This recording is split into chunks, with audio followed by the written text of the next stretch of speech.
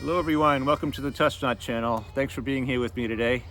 It's a beautiful May day out here outside the studio, west of Boston, Massachusetts in the United States. And May is Macpherson month this year in 2025. 1 month, one clan a year, 12 Hatton clans and 12 months in the year. Right, so Macpherson for May. I'd like to read a piece from what's called the Invereshie Book. The Invereshie Book. It's a conglomeration of many different documents, genealogies, lots of information, 400 plus pages, my friends, 400 pages. It was begun by a gentleman named Aeneas Macpherson back in the very late 17th century. And it was continued, I believe, by some of his relatives into the 1800s, etc., added to over the years. Some of it's controversial because it's not been all verified in things, or some facts have been changed over the years in it. So this is a little story, nothing like it looks like out here today. It's beautiful out here. It's about 69 degrees and it's gorgeous. This is a wintry story, however, in the dead of winter in the Highlands of Scotland. It's known as the Forest of Gaich.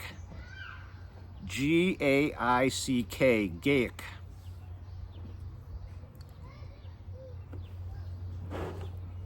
The glen which forms the principal feature of Gaich lies a few miles south of the western extremity of Strathspey. Its hills, though smooth and not very high, are very steep and bare, and they afford little and sometimes no facilities for approaching deer. It's tough for hunters, tough country for hunters. In consequence of these abrupt descents, in snowstorms, the glen is subject to terrific avalanches,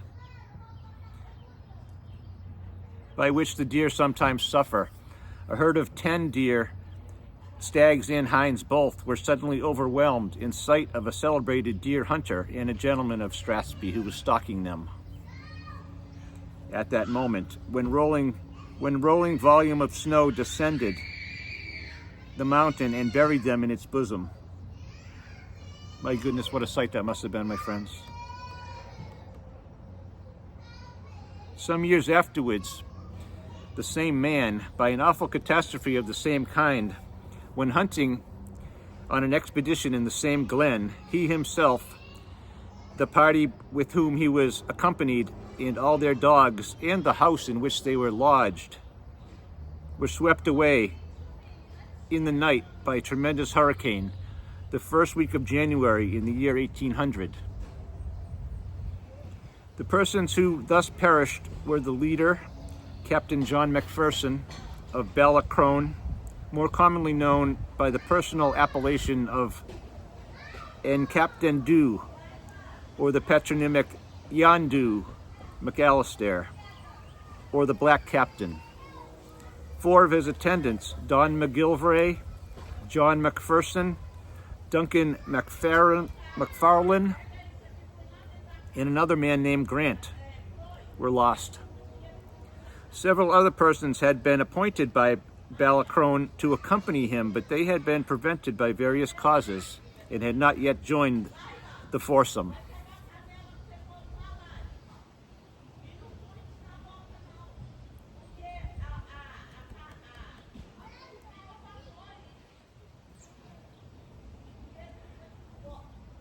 The morning preceded the disaster. The rest had set out for the forest without them, and intending to remain for some days, had taken up their lodging in a stone-built hut used as a forest lodge, which stood immediately under one of the long bare slopes above described. Now these are the 4 victims. The following account of the manner in which they perished is given by a contemporary resident who at the time was well acquainted with the parties who perished, and many times received from those by whom their bodies were found a relation of the circumstances which existed at that terrible moment of their discovery.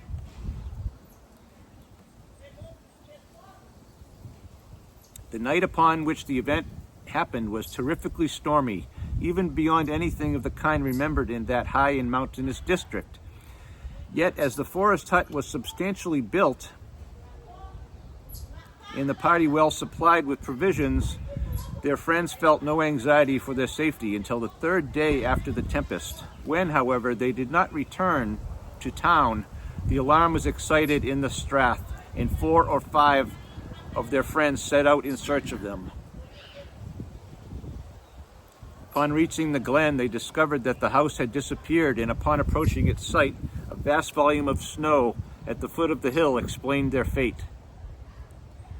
Early the next day, all the active men in the country assembled and proceeded to the Gaek, and upon digging into the snow where the house had stood, the dead bodies of the 4 party were found in the following positions. Black Macpherson, Balacrone, lying in his bed upon his face.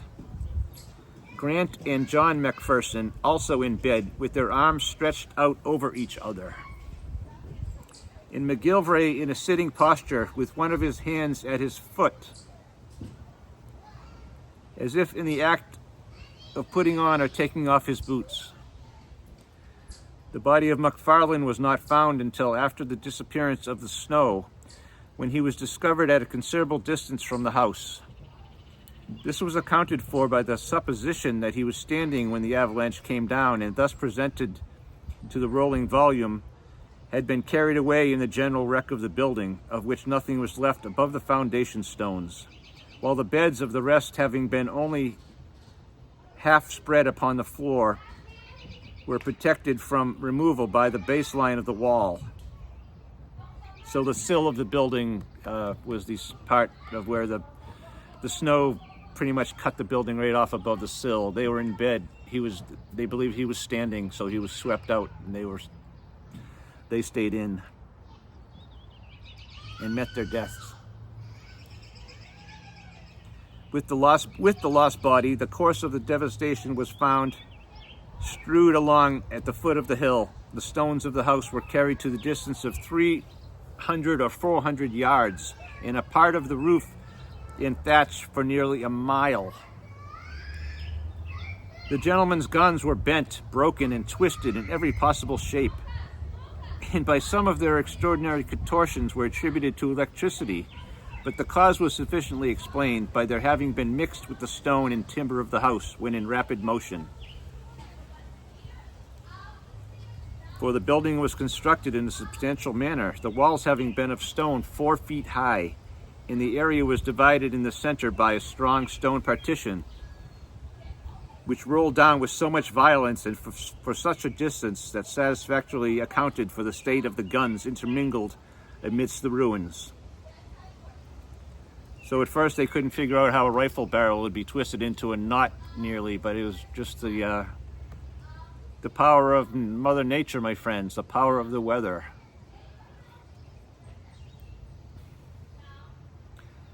The destruction of the forest hut was not the only catastrophe of that terrible night.